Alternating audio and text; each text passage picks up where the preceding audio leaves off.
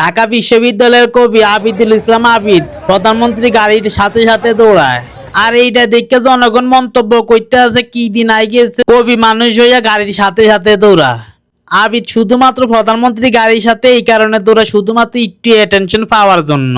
ভাই আবিদুল ইসলাম যেভাবে দৌড়াইতে আছে আর একটু কেউ থামা না, নয়তো ইন্ডিয়ার বর্ডার পার করে চলে যাবে, কিন্তু এই দৌড়ে দৌড়াইতে আছে।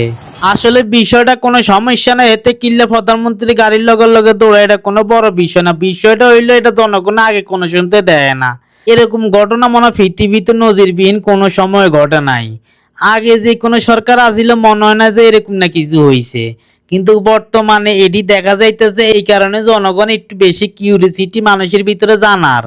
আর এইদিকে আবিদুল ইসলাম আবিদ বলে যে বট বাহিনী যারা আছে তারা ভিউজ কামানোর জন্য আমার এই ভিডিওটা বেশি বেশি করে শেয়ার করে, বেশি বেশি করে ভাইরাল করে। আসলে বট বাহিনী বলে না যাই বলেন, বাংলাদেশে সবাই যদি বট হয় তাহলে পরে অরিজিনাল কারা? সত্যি কথা কইলে যদি তারা বট বাহিনী হয়ে যায়, জামাত শিবির হয়ে যায়, তাইলে তার কেউ কথা কওয়ার মতন সাহস থাকবো না। মেইন কথা হচ্ছে এমন কাজ করাই কি দরকার, আর মানুষের সমালোচনার তলে পড়া বা কি দরকার? নেতার পরিচয় নেতায় দিব, নেতার পরিচয় পাইব কাজের উপর দিয়ে। প্রধানমন্ত্রী গাড়ির পিছে পিছে দৌড়াইলে তো নেতা বড় হওয়া যায় না। এই ট্রেন্ড শুরু করছে এখন নতুন করি, আগে কিন্তু এগুলা ছিল না।